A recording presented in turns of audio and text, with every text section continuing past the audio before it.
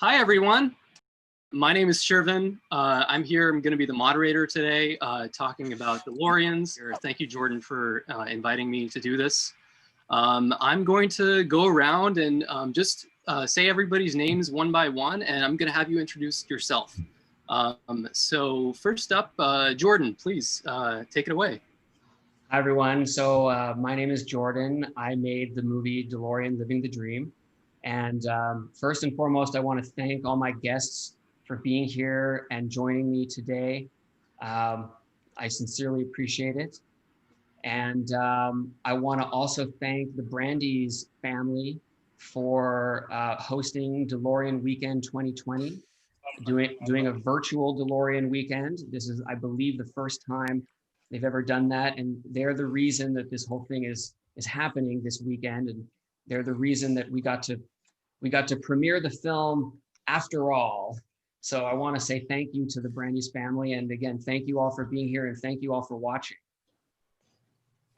Fantastic. Thanks, Jordan. Next up, we have Oliver and Terry Holler. Oliver. Terry, DeLorean time machine owners, builders, and we live in South Carolina. Yeah. Nice to see everyone. We're living the dream, and we appreciate you including us on in the evening. And Jordan, your film, I watched it several times now, and I get very emotional watching it. It's so well done, sir. It's so well done and so full of love. Well, gee, you guys are the emotional center of the film, so thank you. I appreciate that very much.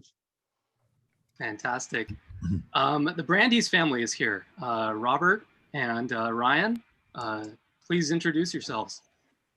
Okay, I'll go first. I'm Robert Brandeis, and I just want to say your film, Jordan, is remarkable.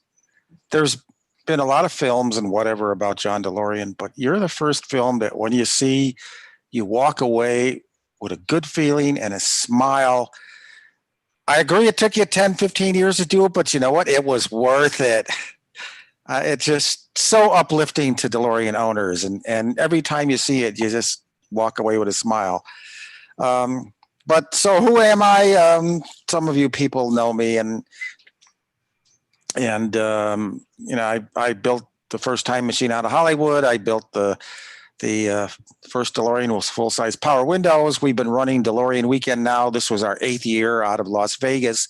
Actually, this year we're in Chicago running the show. And I knew John DeLorean. I knew a number of people who worked for him. Remarkable man. There's a total untold story of the things that he did and the lives of people he saved. And we're working on that. Oh, and Barry and Dave and Barry knows something about it, but we'll talk later. Yeah, thanks, Dad. Yeah, the Brandeis family has kind of been thrust into managing a lot of DeLorean stuff lately. We own 4 cars. I grew up with DeLoreans in the garage. I did the DeLorean Mac Mini, which was the first projector under the hood. I've done a lot of customizations. My father and I did an electric DeLorean customization. We owned the first DeLorean that was ever converted to electric. We modified it from lead acid to lithium. We were the first people to do that.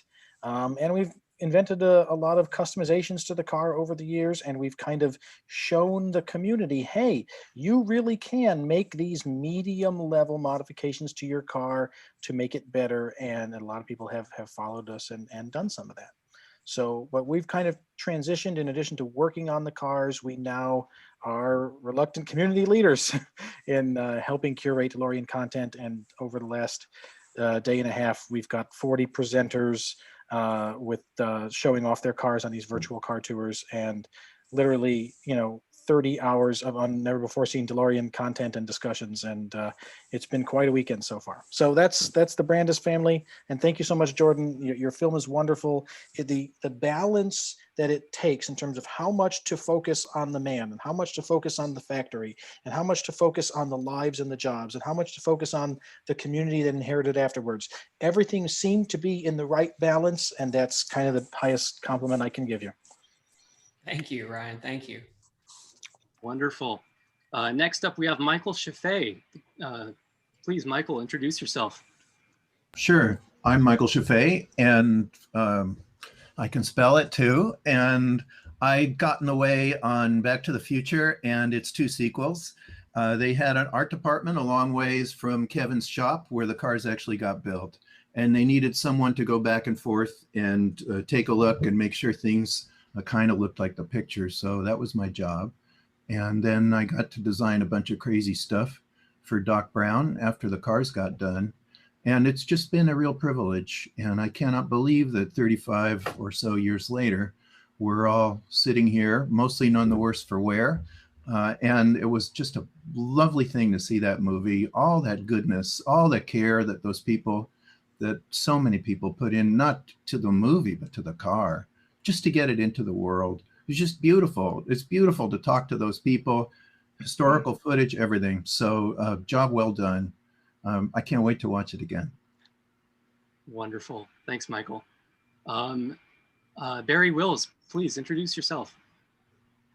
Well, yeah, I go back to meeting John in October of 1978, shortly after the deal was signed with the British government in Dunmurry, and I guess I was last man out just after Nick to hand the keys over to the auctioneers and say farewell. 4.5 incredible years that I would have missed for the world. Terrific experience, and Jordan, I've observed you over the last few years doing your job with this documentary, and you're to be congratulated. And I think the nicest touch of all was the very end, when I got extremely emotional to see Dear Joe Murray, after the credits went up, say his little bit. I think that spoke volumes. Well done. Thanks, Barry. Yeah, and over to you, Nick. Nick Sutton's here. I think I'm Nick Sutton at 1 o'clock in the morning. As I've just said to Michael, I'll keep it down because my dogs will start. And if that happens, my clothes will be on the doorstep at 8 o'clock. So I worked for DeLorean from December 78 to January 83 for Barry Wills. Barry told me he's got this job in Coventry in England. Would I like to join him? That was the first message. The second message was, by the way, you'll spend a lot of time in Belfast, which I did. And eventually I ended up here. So I looked after the production purchasing for materials and liaised with Lotus and the supply base for those years. Thoroughly enjoyed it, mostly. Immense amount of pressure from all round, including the guy that's at the top of the screen here by one Mr. Barry Wills of Warwick. The film is tremendous. Again, I thought it was a good balance between owners and history. So yeah, I'm ready to answer any questions that may come along. Thanks for inviting me. Great film. Thank you so much for being here, Nick. I really appreciate it. Yeah, thanks, Nick. Next up, we have Neil Barkley. Good evening. My name is Neil Barkley, and I work for DeLorean Motor Cars Limited in Dunmurry, the factory. And I worked in the traffic department, helping prepare the cars for shipment to the United States. Basically, that's about it. And I enjoyed my time when I worked there from March 81 to May 82, when it was paid off, the last payment.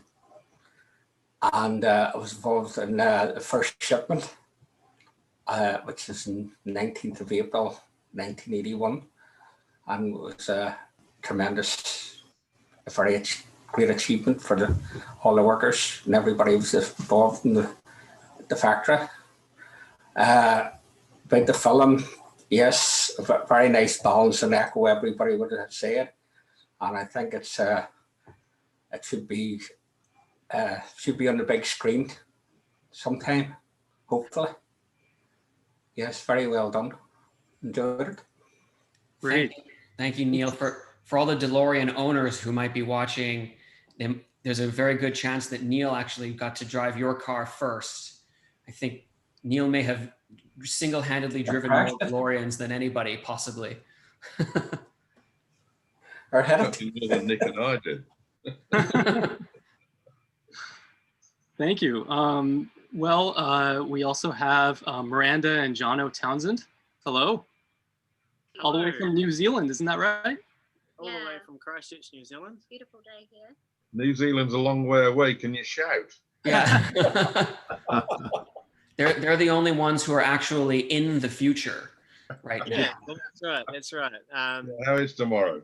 I'm really fortunate to be with all you guys as part of this panel. Really excited.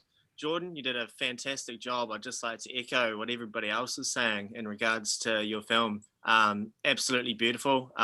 We loved it start to finish. We've watched it a couple of times and we'll definitely be watching it more. Can't wait. We loved having you over here in New Zealand, and we can't wait to get back to San Fran and catch up again soon. It's been awesome.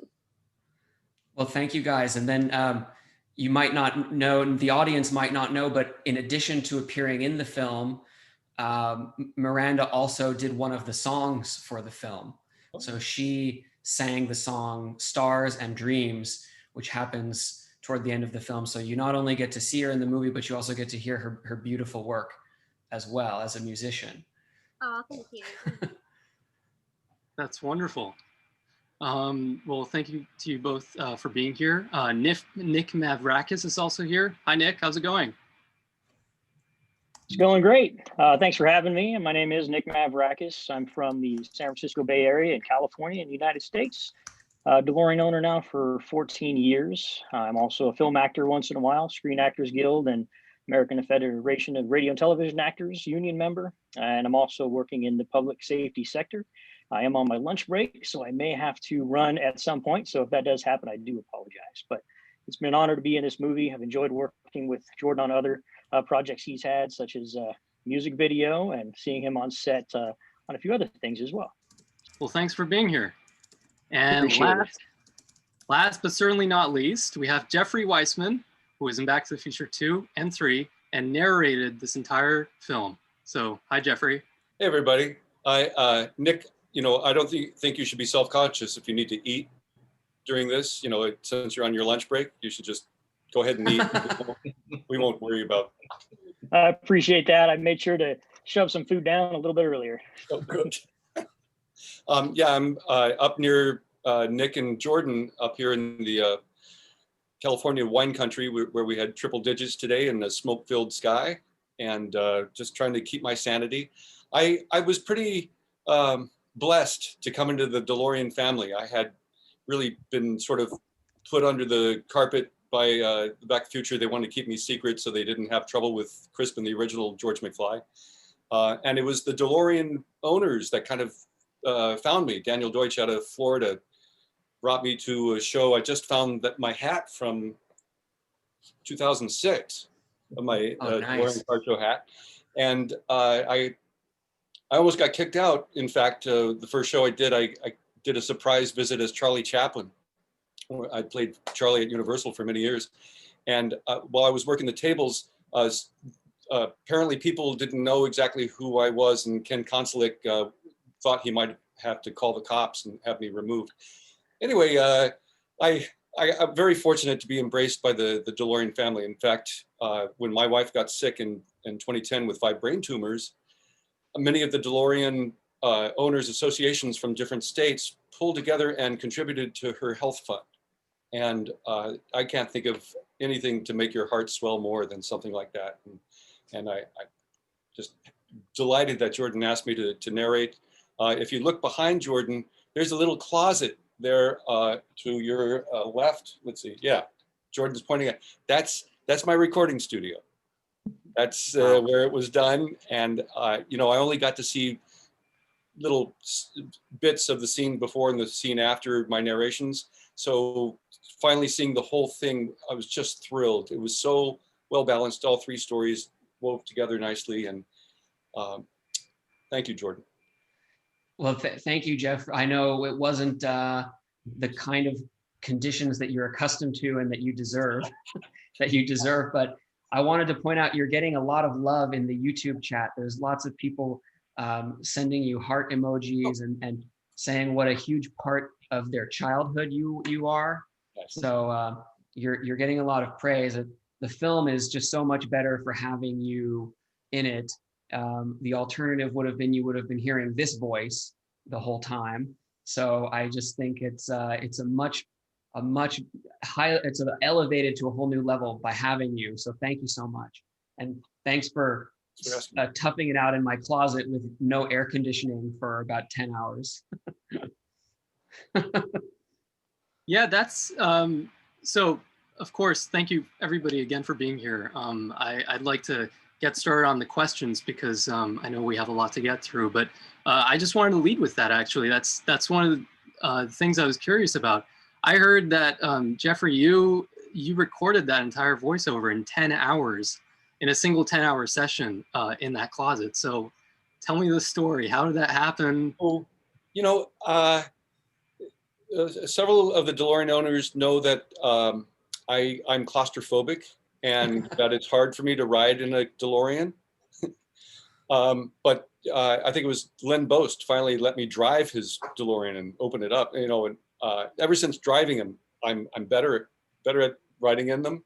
And ever since doing the 10 hours in Jordan's closet, I'm better in closets. Practice makes perfect. Jordan just, you know, was really easy to work with. He would give me the lines and I would give him variations if he needed it on the delivery. And he was very happy with what I gave him almost consistently. I don't think we did multiple takes of too many. I was fortunate to have an actor as director because he would give me the right motivations and the right information that I needed to understand what was going on in the film. That's great. And what was that experience for you like Jordan, to do all of that in just sort of one session? Well, you know, it was such a modest film. And, you know, when I say that, I mean, it was made with modest means. And so it was really a privilege and a treat to have Jeffrey come in. And I wanted to be very respectful of his time. I know how valuable his time is. And, you know, I just, you know, spent a really long time writing the script and rewriting it. And I tried to do all my editing in the writing process. So I tried to give him a really finished, you know, really refined script to work with. Having said that, what would happen is we would see very quickly that a lot of the sentences I wrote were just run-on, long-winded sentences that were pretty much unspeakable. And so we would see that really quickly. And I would just say, you know, how could you say this naturally? And, you know, that's the benefit of working with a professional, because when you really are working with a professional, they know what works and you just have to trust them. And they know how to, especially Jeffrey is also an orator, and, you know, he does a lot of emceeing. And so, you know, it was just my job was done when I cast him. And so then it's his job to deliver the performance. I think he's being kind to me. I think there were probably multiple takes of everything, but that's really it. It was just about trying to be as prepared as I possibly could be going into it. It was the same approach I took to the interviews, because, like, for example, the first time I interviewed Barry Wills, for example, there was actually like a very professional auto journalist who was interviewing him, and at the same time, and I was really in line, and it's like, you know, I'll get my turn when the professionals are done. And so it was really just a question of trying to know what role I wanted each person to play in the movie, and then trying to laser focus and get that role in the limited amount of everything about this movie was all about working within limitations. So, you know, that was the same approach I took with everything, was just trying to be as prepared as I could be. Well, one of the things I really found interesting and different about this film is that there have been films made before about mostly John DeLorean himself, or the car's relation to Back to the Future. But very few times have I seen the story told with such a central theme about not only the community of DeLorean owners, but also the employees who built DeLoreans in the beginning. So when did you decide that was sort of the angle that you wanted to go for with the narrative? Well, I didn't know what I wanted to do at the very beginning, at the onset. But what I quickly discovered is that there are already great films made about John DeLorean, the man, and focusing on the scandal of, DeLorean's malfeasance and the drug charges and whatnot. And there are also many films made about the company and about the engineering and the design and D.A. Pennebaker probably has the best film ever made about it, probably, and he is a master filmmaker and a master documentarian, with what he called the fly on the wall approach, and so which is the Pennebaker Hedges fly on the wall approach, where you're seeing events unfolding in real time. And I knew all these films existed, and I knew all these films were on YouTube, and I didn't want to rehash any of that, really. I think you need some historical context. But what struck me is that there had never been a film made about the DeLorean community.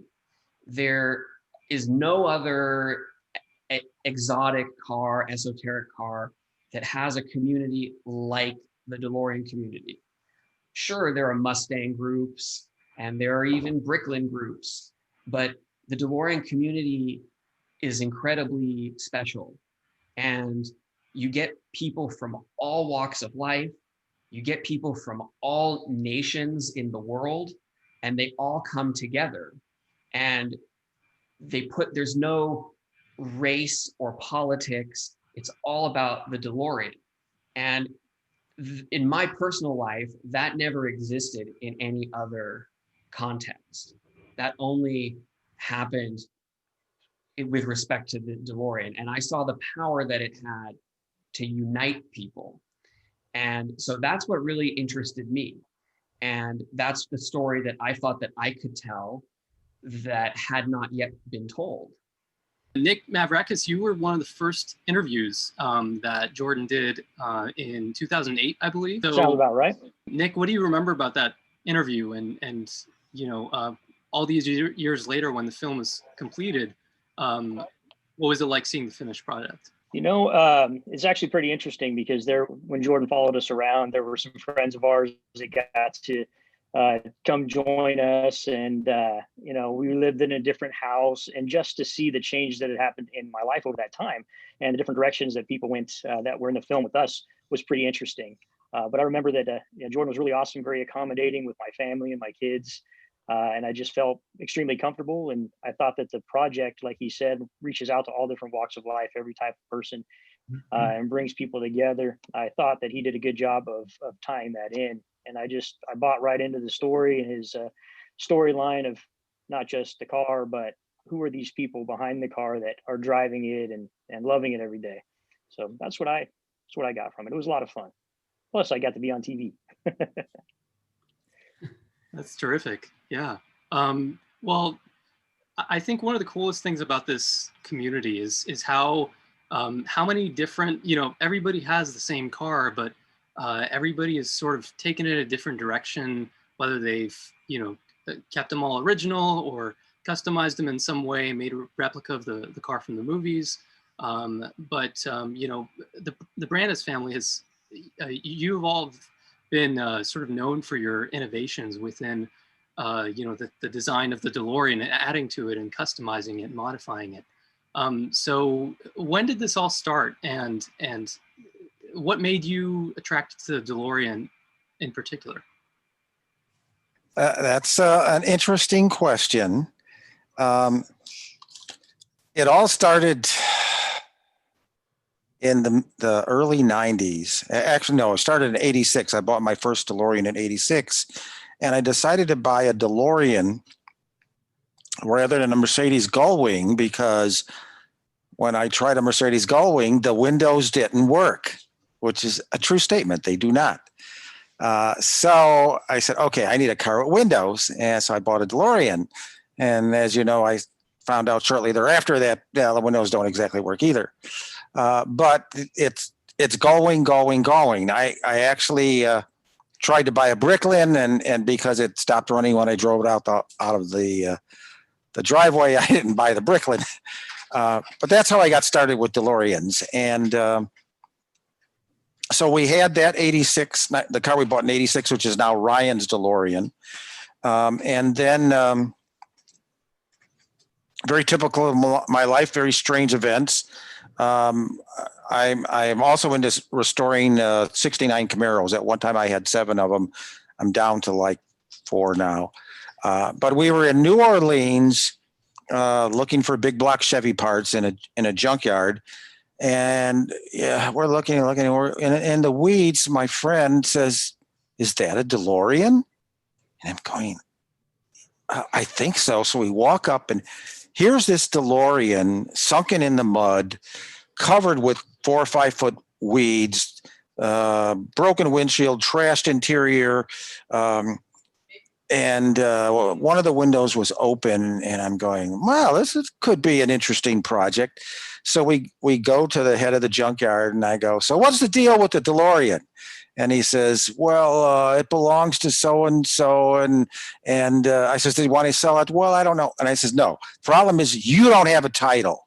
That's the problem. I don't care if you don't have a title. How much do you want for it? So needless to say, I got this DeLorean, which was in lousy shape, but I didn't care, for $3,000 and brought it up to Chicago. And threw away the motor, threw away the transmission, threw away the interior, because it was all junk, and started making a V8 DeLorean. And that went fine until about the second year, and it's just about done. And we're going, well, you know what? Why don't we make it into a time machine? And because at that point, people thought you would trash a DeLorean by doing that. I said, look, I only got $3,000 in this car. I can do whatever I want to it, and I'm still going to come out ahead. So we did. And that started us on our first time machine project. And we finished that in 97. And there's a whole bunch of things that happened with John DeLorean associated with that car, but I don't need to go into that. Most of you know that story. But then in 2003 with the electric car thing, and we had followed Tilly, who was making an electric DeLorean as well as other cars, and the big show that he was going to race it on the Tennessee Speedway and all that. And that's pretty cool. I'm all for it. So then, of course, the car failed after 40 miles, which we knew it would, but it was fun to watch. And then Tilly got into a lot of legal problems with people claiming fraud, and it was not fraud. We contacted Tilly a couple years after and said, hey, we want to buy our electric car. And we actually went out to Nebraska and met with Tilly, and I wouldn't say we got the scoop, but we did learn the complete story of what had happened to him, and we actually did make a documentary of that. So we ended up buying the first electric DeLorean, which he has, and that DeLorean actually holds a land speed record for a DeLorean at 136 miles an hour. And then our fourth DeLorean, someone gave me a free engine and transmission years ago after I built the 97 one. So I've always been looking for another DeLorean to throw another V8 and automatic into, and it landed on my lap 2 years ago. So I've been working on that, but we decided, well, let's have some more fun, and we're going to make a modern DeLorean. And no engine, no trans, no interior. I'm redesigning the whole car. I'm literally, and it's going to be a very, very modern DeLorean. We have one of the things we did at this show and in 2019 talks about what we're calling the Iron Man DeLorean. I love the DeLorean because I can do whatever I want with it. It doesn't have to be a stock Camaro or a stock Mustang or a Dodge or a Barracuda. It's a DeLorean. And realistically, in the DeLorean community now, you can do anything and it's okay. You're not violating canon and whatever. So that's why I love the car. It's so much fun and you don't have to drill through steel a lot. You get to drill for fiberglass, which is a lot easier. And it's a great car for the tinkerer. And I do more than tinker, but yeah, this latest project is going to be spectacular when it's done. So that's kind of my DeLorean story. And where'd Ryan go? Oh, there he is. Yeah. So why don't you talk about your DeLorean? Well, I'll leave it up to the moderator to guide the questions. But if you want, I can tell a few bits of our DeLorean story. Of course. I like to say that DeLoreans are like the Linux of automobiles. Very much like if you have a Linux computer, it's not the kind of thing you can just take to the Geek Squad and have them fix. You have to maintain it yourself and integrate it into your life in the way you would something that you customize. So as a result, DeLorean owners, there's a little Doc Brown in all of us. And that's why you see people taking these cars and treating them like a blank canvas, because a lot of them came out of the factory nearly identical except for transmission and interior color and a handful of other things. So it starts as that canvas, and then every inventor in this community modifies it in their own way, and that becomes what is different about it, which makes it quite interesting. For example, just as an example of the innovation of our community, it turns out that there are probably 5 or 6, if not more, people that have converted their DeLoreans to electric to try and push us towards, a fossil fuel-free future. And if you read John DeLorean's literature, you'll know that he had no particular love for the internal combustion engine. He described it as a, quote, bag of hurt. And we know that if he had been alive in this era, if he had been producing cars in this era the way Elon Musk is now, he probably would be riding along the same lines that Elon Musk is in pushing alternative drivetrains, alternative fuel methods. So taking a DeLorean electric probably fits with his ethos quite well. So there are many people who have converted their DeLoreans to electric.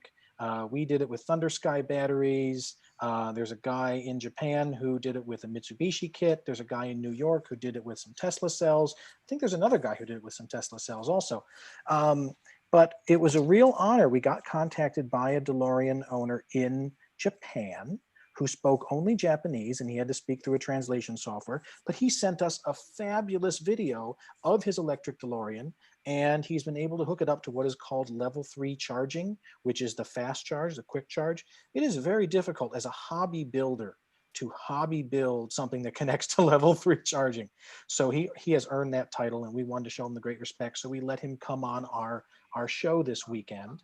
And you can imagine his nervousness, his trepidation about trying to appear live in front of, about 60 or 70 DeLorean owners, not even being able to speak English. But we were able to, we saw that he was sort of ready. And then when he had finished his presentation, I noticed the chat box kept filling up full of Japanese language. And I'm like, what's going on here? And I realized that our own participants, our own DeLorean owners, without any prompting, had figured out, you know what, I'm going to open up Google Translate, type my question in Google Translate, copy the Japanese text that it gives me, and paste it in the chat room so that Tomiyasu can read all the Japanese questions as efficiently as possible. And that just speaks to the true inventiveness of DeLorean owners, and how we work to solve problems differently and how we cooperate together around the globe. That's terrific. It's so cool to see, how there isn't, as it was said in the film, there isn't really one, typical type of DeLorean owner. It's just all over the world, different types of people. But as you said, not we, I will one day be one of them, but everybody sort of has a little bit of Doc Brown in them.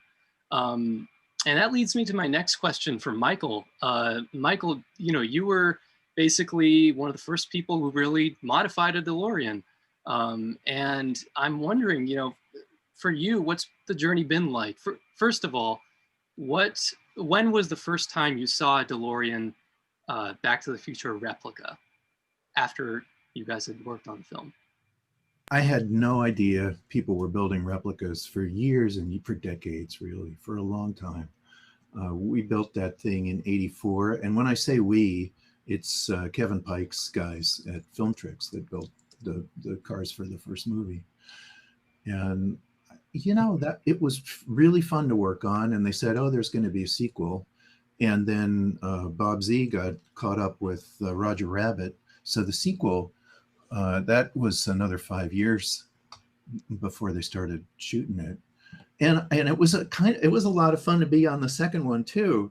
And, in between, it's like, I couldn't believe what happened with Back to the Future, right? You're working on it, you hope for the best, and great crew.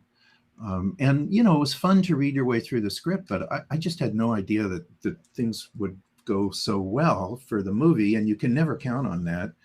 And when the second and third one rolled around, I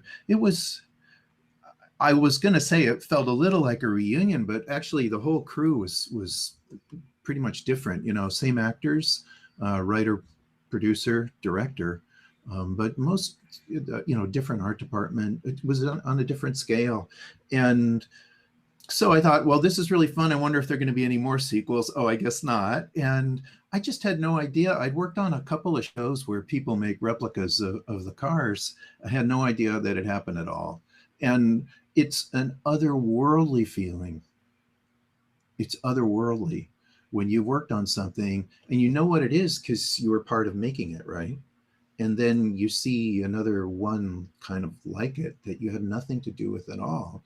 It's just wild. I mean, every DeLorean that came out of the factory, if you're connected to the factory, you've seen the DeLoreans and you understand how they got made. And you don't understand at all how someone made a replica of Doc Brown's car on their own, in their own, unair-conditioned garage, unheated garage, spending their own money. They don't have a movie crew. They don't have like a little lathe and a MIG and TIG welder set up, and they don't have a crew of 10 people working away, 50 hours a week times 10 guys. That's a lot of time. It's a labor of love. It's awesome to see those cars. And it was a total surprise. And I had no idea I would ever see so many. Just the whole thing is just kind of surreal to me. It's amazing. And of course, that wrapped me up into the DeLorean scene to some extent and the DeLorean people, not to generalize or anything, but what a great bunch of people. Yeah, and I see Terry and Oliver, you're both smiling while Michael's telling that story. So tell us. I wish we had those people. Yeah, all that talent that you had at your disposal, sir. I wish we had a garage. We didn't even have a garage to build it in. We struggled. Well, there's a favorite saying of mine, and I adopted myself, which is, I don't have a dream car, I have a dream garage. Oh, nice. That is a dream. That's wonderful. Yeah. So walk us a little bit through, what led you to sort of, bring this together, and how did you build your time machine, and what was the hardest part about doing it?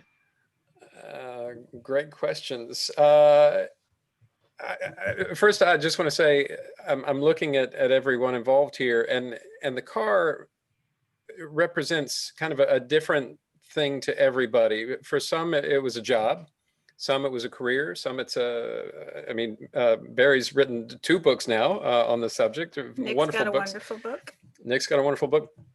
A recurring job, for Michael Chaffey and Jeffrey. Sequels. For us, it started with the movie, and quite selfishly, it was a bucket list item for me. I wanted to live out kind of a fantasy thing. I wanted to be Barney McFly and be in a DeLorean time machine and drive it like I was in the movie or something. Kind of silly fantasy, but it was very selfish.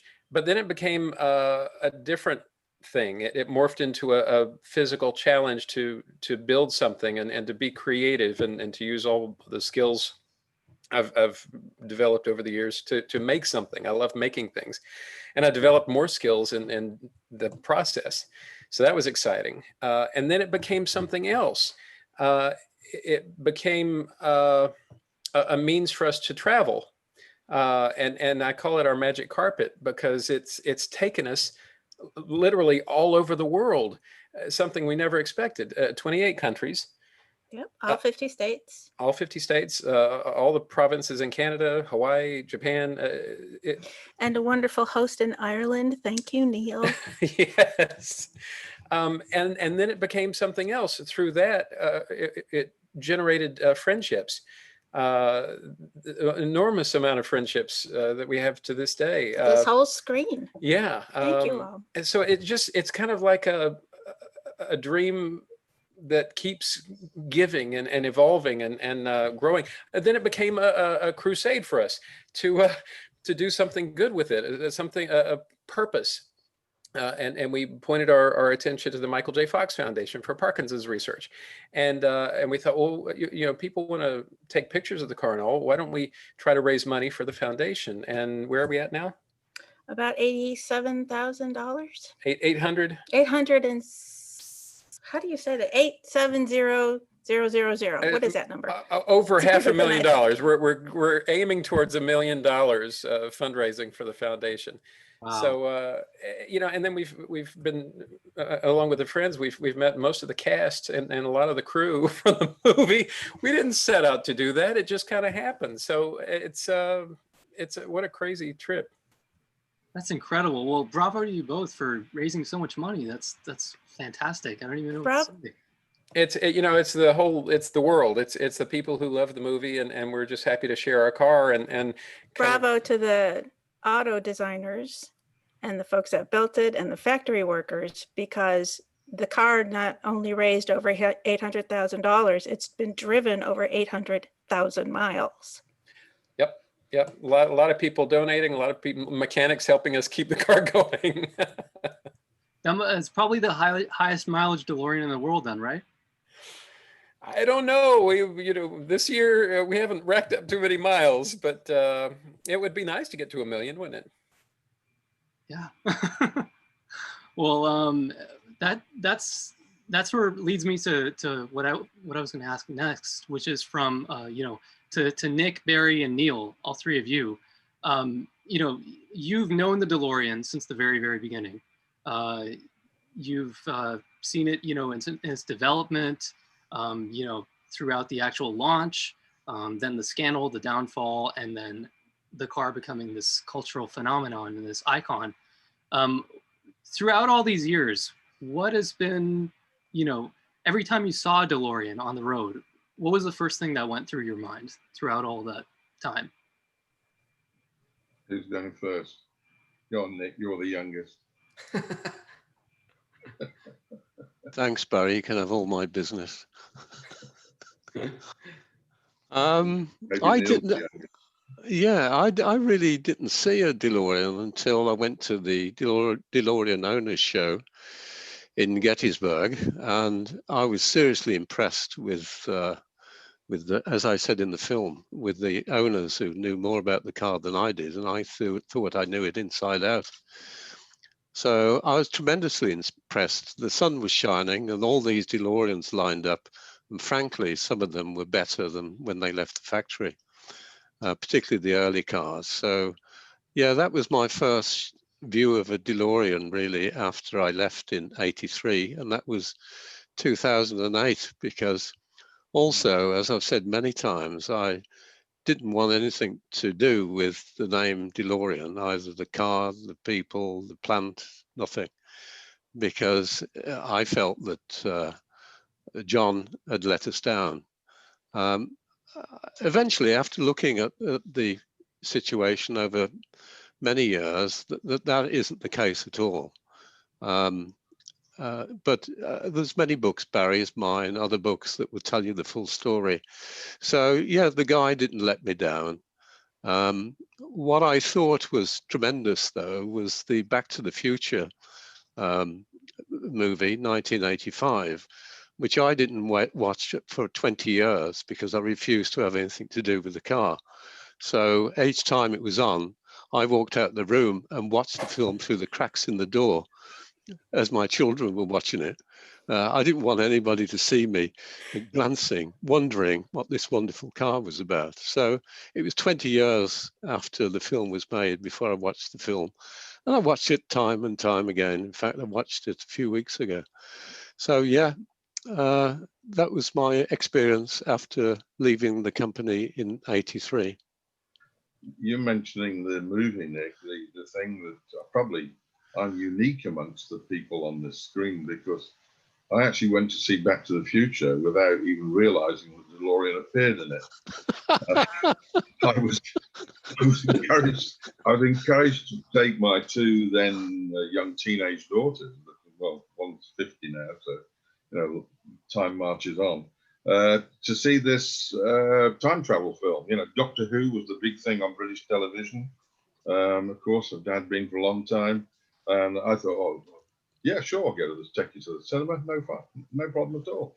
And then, of course, this truck pulls up, and this damn stainless steel thing with gull-wing doors comes out of it. Well, you know, Dad nearly fell out of the chair. The kids didn't know either, of course. You know, it was a big surprise to everybody. But that was a bit like Nick. That was my first exposure to the car from the time I left Dunmurray. It was a tough experience those last few weeks. You know, when you fired the last people, and the last of what, 2,500, Neil, wasn't it? I think in total. It was tough to I think I left two behind, Dick Mulholland and Paul Murray, to help the auctioneers finally prepare for the auction. I mean, everything had been tidied up and buttoned up, and all the cars had gone, and the spare parts had gone to Consolidated in Ohio. So it's a very strange plant that we locked up and handed over. And I was very grateful to have Nick around with me for so long. He was a tremendous lieutenant, and couldn't have wished for a better guy to help.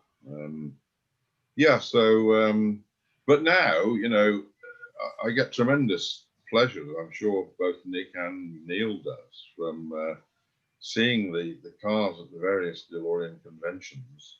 And, you know, when the sun's shining, you know, the cars are sparkling, and there's a lot of them, as there was in Spokane last year. I think 1 or 2 of you were at Spokane. That was an incredible weekend. And, yeah, I'm just grateful now that so many of you have carried on with the dream, John's dream, and that, you know, I can now brag that I've been involved with the motor car that, you know, we shipped virtually all of them out to California, and they're now living from the west coast of North America all the way to New Zealand, of all places. You know, I think that's absolutely fantastic. I only found out that there were cars in New Zealand about 4 or 5 years ago, and that was a revelation to me. How the hell they got there in the first place is anybody's guess. But it's good. Yeah, it kind of makes me wonder. You know, Jono and Miranda, tell us the story about how your DeLorean got to New Zealand. So our first DeLorean was actually in New Zealand already. It was a pretty run-down old car, and yeah, Miranda actually sprung the surprise on me one day, saying, you know, I've purchased a DeLorean. I hope you like them. And of course, who doesn't like DeLoreans? And yeah, we set out on an adventure. We had to travel to the other end of the country to actually pick it up. Before we got there, the gentleman that owned it, he was an interesting chap. Let's say that. He actually reversed his car down the driveway and into the front of the DeLorean the day before we were supposed to pick it up. So he punctured a hole in the radiator and we're unable to drive it back. We got a pretty good discount though. We that, did. So We did. it was okay. Yeah. So we ended up shipping it back from Auckland to Christchurch, and that felt like the longest period of time before we were actually able to see it again and sit in it. And we did a lot of restoration. I think it had an ant nest in it. It was pretty nasty. It was infested with ants. But we took it on as a project, and the restoration, it went really well, and you know, it led us to meet a whole bunch of new people, including Jordan. Jordan coming to stay with us while filming the documentary was great. We had a laugh. We were able to show Jordan around New Zealand, or the South Island anyway at the time, and put him on to other DeLorean owners in New Zealand, including Matt, who recently passed away. But yeah, owning the DeLorean has been an absolute dream come true. Yeah, that's great. And it kind of makes me wonder, you know, in the States anyway, I live in California, and I've probably, outside of shows and things like that, I've probably only seen maybe 3 or 4 in my lifetime, just casually on the road by happenstance. And it makes me wonder, you know, in New Zealand, where there are, you know, so much fewer, what are people's reactions when they see it driving? Yeah, it was always one of those things. People would stop and stare. We even had a couple of people, you know, drop to their knees in some sort of worship of the car, unless it was of Miranda, of course. But no, it was an absolutely brilliant experience, just driving it around, and you know, seeing people's hearts light up as they saw the car and recognized what it was, and yeah, it was an absolute honor to be invited to events as well, and yeah, to be able to inspire other New Zealanders to look into DeLorean ownership as well. And yeah, it's been an absolute fantastic experience. It really does get people from all walks of life interested, and little kids and older people, and just everybody comes together around the car. So it's a great feeling, and yeah, probably one of the most fun cars you can own, I'd say. Absolutely. It's terrific. Neil, I'm going to ask the same question to you, or a similar question. In Northern Ireland, since you're there, what sort of emotion, you know, does it bring up for people when they see a DeLorean or they hear the word DeLorean? What's the legacy of the car there? Well, people seem to, but I have to apologize because my internet connection seems to be cutting out now and again, so I'll be quick. But yes, people seem to be very proud of what was achieved and how everything happened, and especially at Eurofest, the last one there, we were heading out towards the Cultura, and everybody was passing, waving and sounding the horns as they seen the convoy of DeLorean cars. So people seem to be very proud. What was the question earlier on was about the first time I seen a DeLorean, or saw a DeLorean, and it was actually an MTV video of The Eye of the Tiger, and Rocky, or Sylvester Stallone, he was standing there, was sitting in the car, and I said to myself, well, we must be hope for this yet. And that was only about 2 years, less 2 years after the factory closed. But actually, so when I saw one on the road, I could actually spot it a mile away because it was that low, and I could see the silver thing coming towards me. And I knew right away it was a DeLorean. And that was about 3 years after the factory closed. That was the first time I ever saw. That was the first time I actually saw one on the road. And then I was doing deliveries saying, and I spotted one on a driveway. And I got out and stopped, and was talking to the owner, and he was saying that he was looking for the wee cap, the DMC cap on the wheel in the middle, the center of the wheel. So he says, could I get it? He says, you're a bit late now. But that was way before the internet and anything that was anybody knew about how to get parts for the cars and stuff like that. That was only about, as I say, it was about 3 years after the factory closed. If I may, I want to ask a question of Neil. When Neil and Joe Murray were actually two of the first people that I ever met when I first came to Belfast. And people might not realize this, but I came to Belfast to film at the DeLorean Eurofest because I had hoped to meet some factory workers and get interviews with factory workers for the film. But what I found was just astonishing to me, absolutely astonishing. People might not know this. Like Neil and Joe and Nick Sutton as well, they had no idea who I was. They immediately invited me into their home. They would, in many cases, offer for me to stay with them, offer me a meal. In the case of Neil, he gave us a local cell phone to use because we didn't have a local phone that we could use. He just gave us one. I mean, the generosity and the hospitality just completely blew me away. And I had no idea.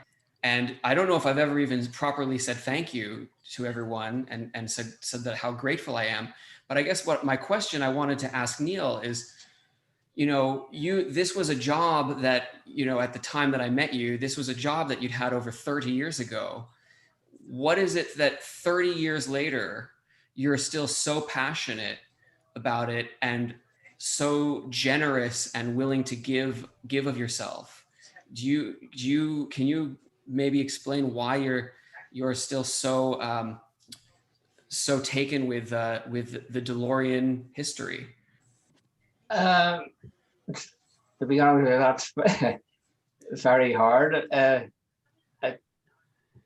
I started, I worked in a factory before joined DeLorean, and it was made fibers, and I heard in the news, so things were a wee bit bad, and I didn't know what I was actually getting into, and I didn't even know. I thought it was actually a car company, because I heard things in the news, reports in the news about it, and I actually thought it was actually a car company. I didn't actually know at the time that it was one man, and he had got a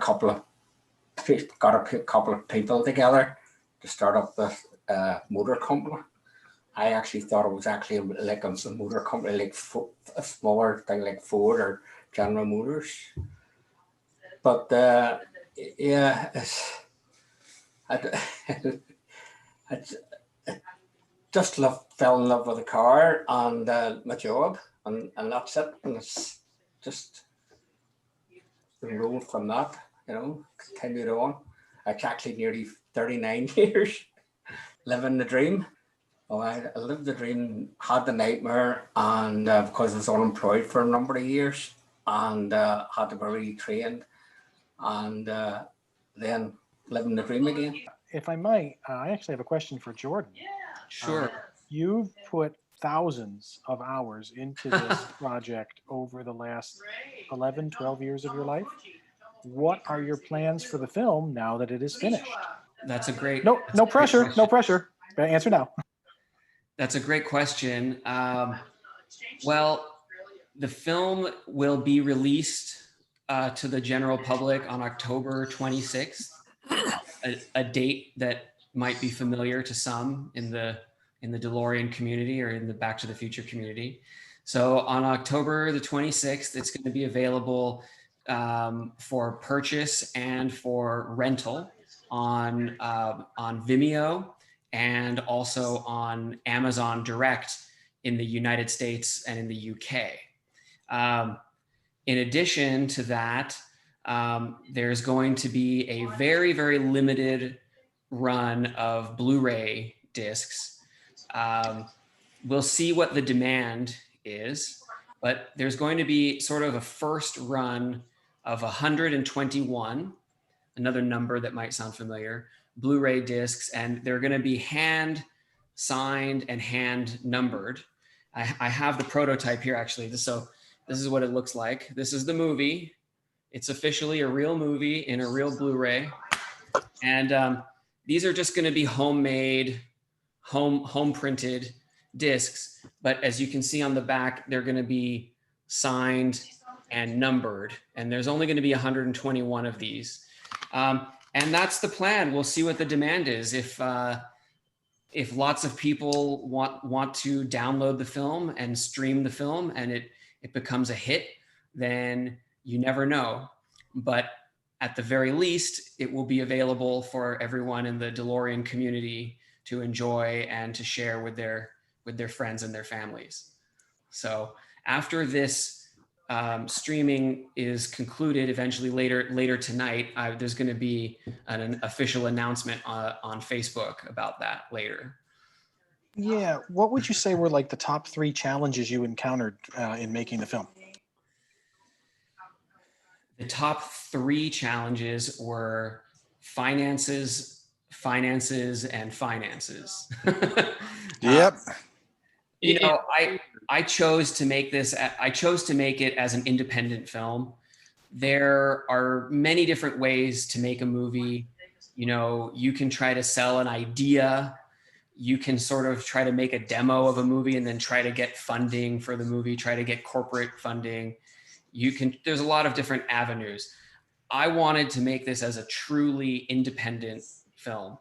And so what that meant was that the money to make it was raised either by myself or through generous people in the DeLorean community who either pre-ordered a copy of the film or just simply donated to the project to become a producer or an associate producer, something like that.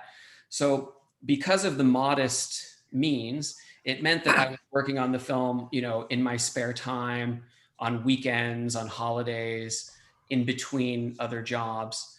And so that's why it took so long. You know, I never set out to say, oh, this is going to take me a decade. I had no idea, but I always knew that I needed the finished product to do justice to the subject matter and to all these amazing people who all donated their time and donated their energy and in some cases even donated money. And so I needed to do it justice. And that's why it took me so long, because I was doing it all by myself, but to a certain standard that I had in my mind of what it needed to be.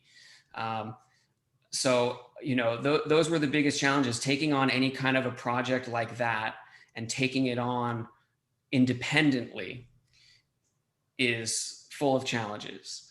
But that's what I wanted to do. That's how I wanted to make it. I could not have done it at all. I would have been basically thwarted at every step of the way. And I would have given up long ago if it wasn't for the DeLorean community, because the community is what kept me going, kept pushing me, kept supporting me. And there just really was almost unlimited generosity and unlimited support. And everyone who's in the film, what you don't see on screen, you know, some people are only on the screen for a few minutes. What you don't see are the countless hours of time that every one of those people generously gave. In some cases, days of time. In some cases, people put me up and let me stay with them. So as hard as it was an incredible experience. It was really an amazing experience. And I also want to say it's how I met my wife as well. So if it wasn't for this movie, you know, I never would have been traveling in Ireland, and I never would have met my wife while I was traveling in Ireland. And so it's just one of those things where you follow your passions and you follow the things that you love in life, and then they just lead to more and more better things come of it. So as hard as the experience was, it was an amazing, incredible experience. I think I answered your question. Hopefully I did. Sure. Well, one of the things that's going to be very interesting to see is we know that the DeLorean community itself loves your movie, obviously, because we're in it. But now it's going to be accessible to the general public outside of the DeLorean community. Mm-hmm. And it's going to be fascinating to see if they glob onto it, what they think of it. Do they all think we're nuts? Or do they start to see the appeal? Will your movie draw people more into this community? Oh, I didn't know this existed. So it's going to be interesting to see how it appeals to the global audience. And watch the prices jump on DeLoreans. Well, I don't know how it's going to be received outside the community. Time will tell. I definitely tried to make a movie that would appeal to an average movie-going audience. It's not intended to be something that only DeLorean owners will appreciate. But of course, I think it's only natural that DeLorean owners will have an extra appreciation for it. I mean, how could they not? I have something to add, if I may. Yeah.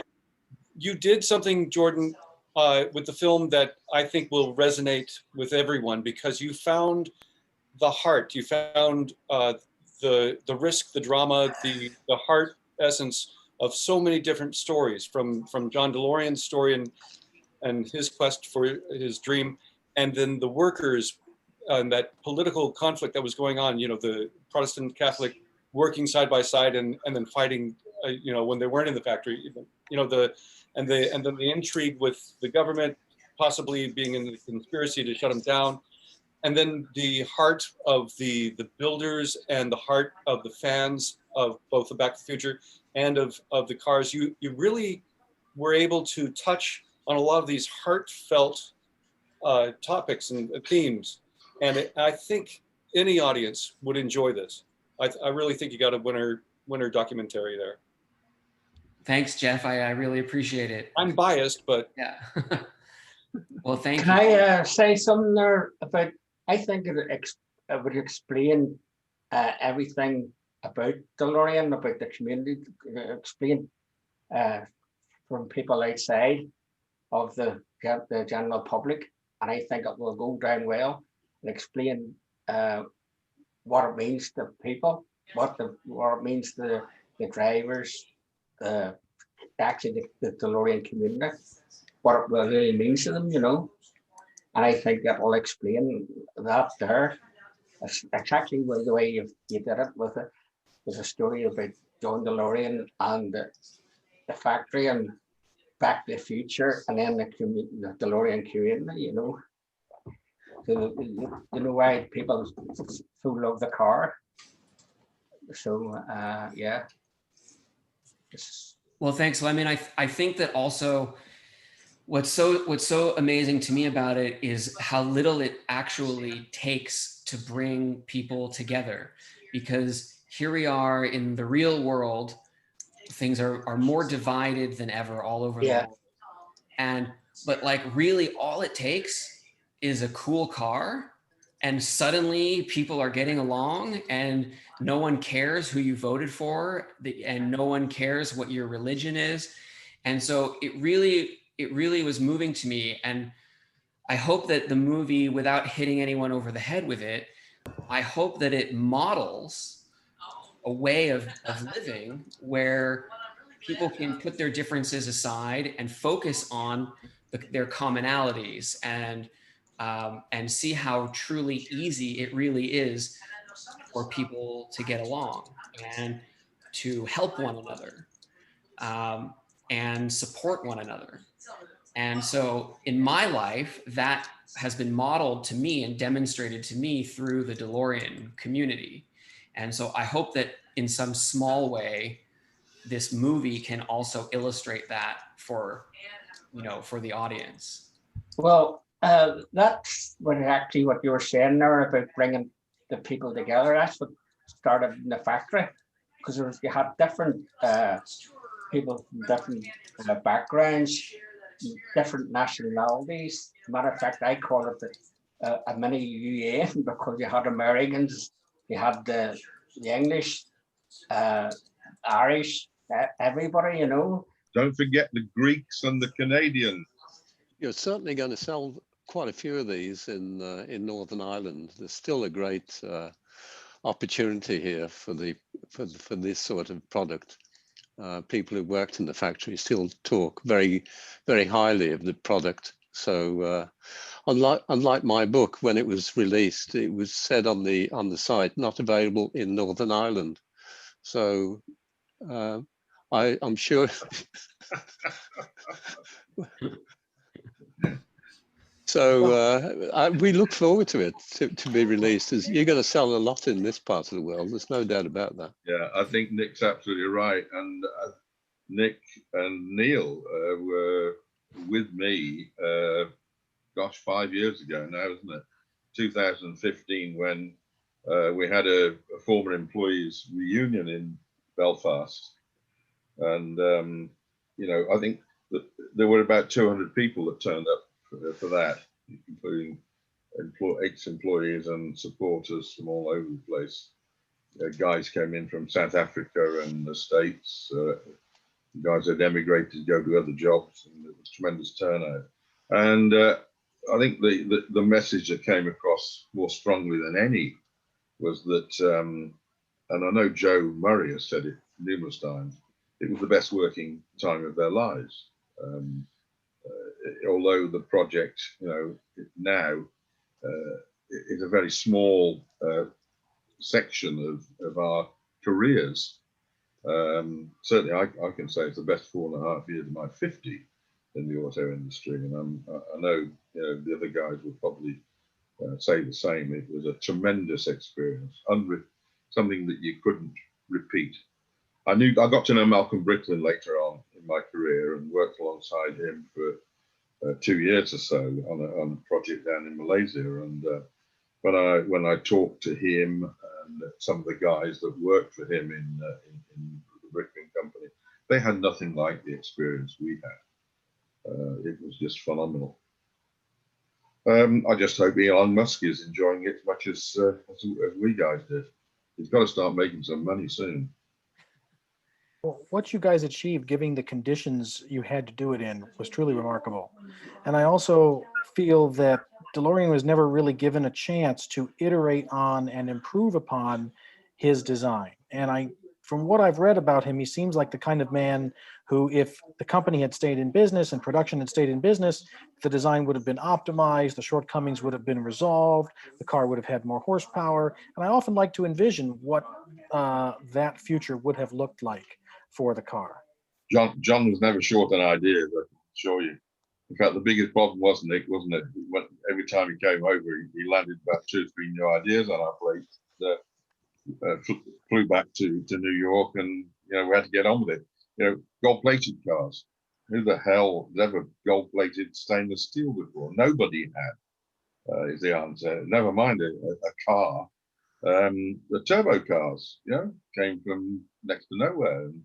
And dear Fred Dellis, the phenomenal job he did out at Legend Industries in a very short period of time. That car would have been really well. Those of us that had the pleasure of seeing it and driving it, the demonstration day with John was a tremendous experience. The 4-seater car, the Giugiaro did, that we got to the stage of a full-size model with Giugiaro. How the hell we'd ever have made those dirty great gull-wing doors is another question. They look great, but how the hell they'd have ever worked might have been another thing. It's bad enough making the little ones that we had, wasn't it, Nick? Yeah, absolutely. Yeah. Getting them to close properly. Yeah. The original idea on the gold cars was to make 100 of them. Had that been the case, we'd still be building them now. I think we would. Yes. That's one way we could have assured some employment, Nick, isn't it? Yeah. Absolutely. 40 years later, yeah, we could have had jobs still. Yeah. Yeah, dear Stuart Craven, the job he did with those gold-plated panels. Amazing.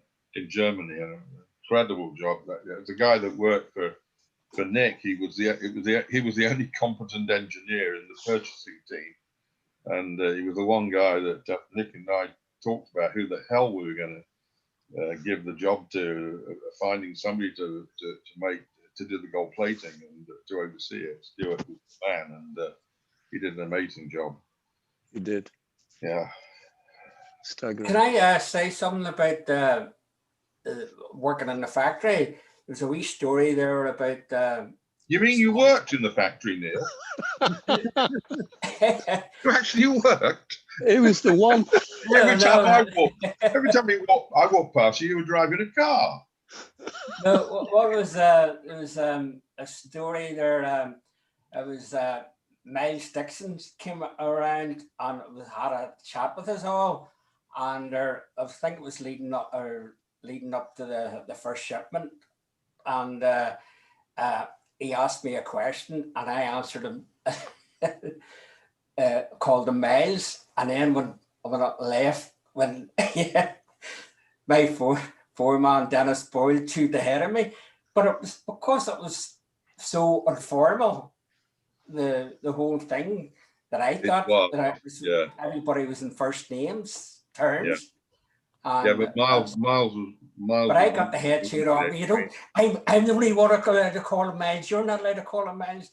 But then when we were on the 3 day week, I was the only one working on, and Miles Dixon came along and asked me to hunt a car out for him, and I was chatting away to him, and he was calling me Neil, and I was calling him Miles. He never bet an eyelid, you know. So that's ex-major Miles Dixon. Was very informal, you know. Ex-major Dixon. Yeah. Yeah. So the grey haired. If anybody doesn't know him, he looked like a major as well. He looked as if he'd walked straight out of the British forces. Yeah. He worked with Marshal Tito in Yugoslavia during the war. Really? Mm. Oh, I've never heard that. Yeah, he was behind the lines for many years. Really? Mm. He was next to there was Bob Donnell was higher than him, and then there was Miles Dixon, and then there was Paul Murray. Little Paul Murray, yeah. Man Dennis Boyle. Yeah, quite a team. It's so cool hearing the three of you talk about your time working, you know, in the factory and doing all these things. One of the coolest parts of the movie for me was seeing that reenactment of all the cars kind of going out the factory again. Oh yeah. Those of you who were there, what was that experience like? That was Nick. You were there, Nick, weren't you? Was that when you were pointing the door that the cars would have gone out of the factory? Yeah, I was just recovering from. You're still awake, Nick. Yeah, no. Yeah. Yeah, I was just recovering from the flu that day when I did an impromptu tour of the factory. Oh. I hated to tell the guys after about 50 cars had gone through, they actually went through the wrong door. So I kept that to myself. And they went through the middle door. The two side doors were the dynamometers. So they're going through the middle door, and I thought, oops. So I kept it quiet. I didn't want to do it all over again. Nobody noticed, Nick. No. Well, good thing we're not broadcasting this to all those people. They'll have to go back again. Everyone back on the ferry. All the cars in Europe are back on the ferry. It's back to Belfast. Yeah, it was a good day. That Yeah. Well, I don't know if anybody else has any questions for each other or anything to add. It's just been so great. I've got a question. Yeah. If I may. I'm going to ask Jordan, what the hell are you going to do with your time now? Oh boy, what a good question. Yeah, I don't know. I mean, I definitely work too much and have too little free time. So I don't imagine I'm going to have any problem filling it up. I suppose I'll have to start doing house repairs or something else like that. But we'll see. I'll have to get back to you on that, Barry. Maybe we'll be traveling to Northern Ireland and to Ireland for pleasure this time, and I'll get to see everybody without having a camera in my eye. So you'll be very welcome. It'd be nice to see you again. Oh, it would be my pleasure to come back. As soon as they will allow us to come back in, we'll hopefully do a screening at the next Eurofest. Let's hope, fingers crossed. Yeah. And Because that'll be 40 years of the first car off the line, won't it? Wow. Next year. Am I right? Yeah. 2021, 40 years since January 81, when the first, well, when job one or job two, depending on which Job car 4. we showed John, 500 or 501. Mr. Mike Foxon. Where's Mike Foxon when you need him, Nick? He crashed the first He's car. the guy that drove 500 into the stillages in the yard, the Lotus engineer. Yeah. So we had to slip the 501 out pretty quickly to show John. I don't think he noticed. Wanted to ask Jordan a question. Can you hear me? Yeah, I sure can. Did you have any idea way back when that you would be capturing so much history of those who we've lost now? That, you know, the final scenes is kind of a thank you or an acknowledgement, a memorial of lots of the DeLorean community members that have passed. No, I had no idea. And again, it's like, it became an enormous responsibility for me to, you know, to have this be a time capsule that honors these people. But no, I had no idea. I mean, some of the people who have been, you know, instrumental to the film passed away quite tragically, quite unexpectedly, and other people didn't pass away quite so unexpectedly. But no, I mean, we miss them profoundly. Like, to me, sitting in this office and working on this project, it's like I see them every day. You know, for me, it was like these interviews to me are like I did them yesterday. Like it's like I just did it, and it doesn't seem outdated because I've been living with it for so long. But you know, I just hope that I do them justice and honor them. And it's really just a privilege that I was lucky enough to capture their memory. So you know, I'm very grateful that I was lucky enough to do that. But no, it was total luck. I wasn't thinking along those terms at all. It was a nice touch, though. Yeah, Jordan, without doubt, to see that roll of names of people that moved on, and to see guys, you know, Jeremy Bryce, for instance, you know, so prominent at the beginning. I forget what's his classic term that he came out with. This car was a. He calls it a screw up. He says screw up. Yes, he said screw up. A nice screw up. A nice screw up. Yeah. Dear Jeremy, I mean Jeremy Bryce. There's a guy who. We have a little Lotus here. Who's is there? But Jeremy Bryce did more to develop the Vary system for the body than any engineer out of Lotus did. And if Colin Spooner was around at the moment, the engineering director of Lotus, amongst the group here, he'd agree with me. I mean, Jeremy really was a guy who did wonders with the Vary system that had never been proven on any Lotus product ever. And Jeremy was part of the team that made it work for medium volume motor cars. Astonishing. Little guy out of Harland and Wolff. No, Shorts. Yeah, Short Brothers. Yeah. No, and as he said, there's never been a body where there's ever been a crack or a delamination in the body press. So, I mean, that's a remarkable, and it's an engineering marvel. You know, people don't realize how much engineering brilliance went into the car, because it gets lost in the story. But there were so many talented people doing incredible things on this car, as you all know.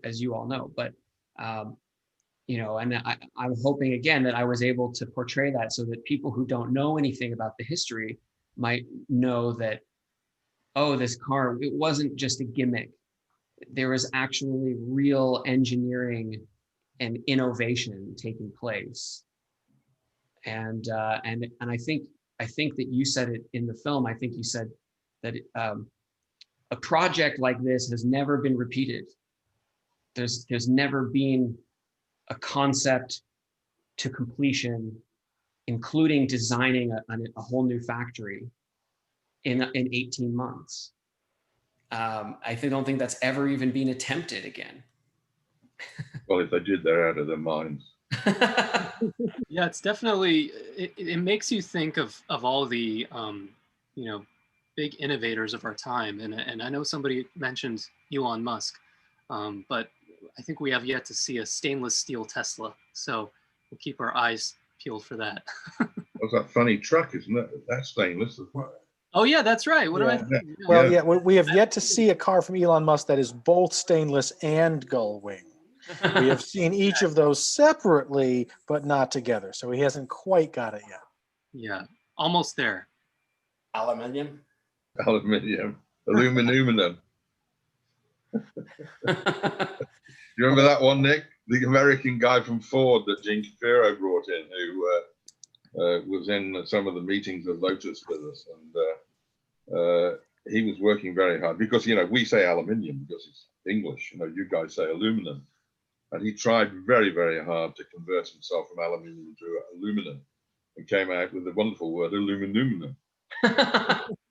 Purely accidentally. Brought the house down. This is Nick Mavrakis. Can I say something real quick? I've been listening to you guys here. Of course. And I just want to thank all of you because the opportunity of having the vehicle, it's opened up so many opportunities, once in a lifetime opportunities. This is coming from a DeLorean owner. And I'm sure on behalf of the rest of the community, those of you that worked on the car, that worked on the time machine, I can't thank you enough. I've had a lot of really cool opportunities with this car. I got to meet Leah Thompson on the set of a movie where I had lines with her. And once I mentioned having a DeLorean, it opened up a whole new dialogue. She was so awesome.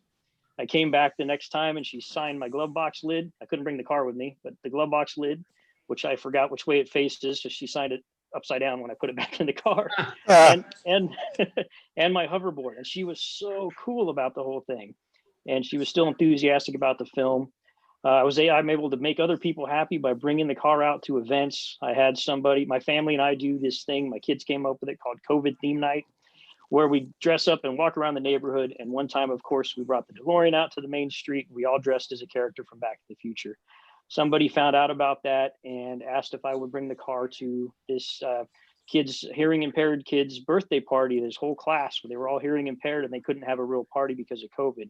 So they wanted me to drive through with the car. So my daughter and I dressed up as Doc and Marty, brought the car over there and talk about an impact. So I really, truly appreciate what you've brought to this world and your part in it. And thank you very much for allowing me to have the opportunities that I've had. I feel like I'm in the presence of DeLorean royalty right now. Yeah, you certainly are. And as a non-owner myself, but future owner, I'm just, I'm thrilled to be here and to have talked to all of you and met all of you, even if it was virtual. But yeah, thank you so much, everyone, for being here. Thank you for taking the time to do this. And thank you for watching the movie. I hope you guys enjoy the movie. And I hope you enjoyed this Q&A. And we can all wave and say goodbye. And I'll say thank you once again to everyone.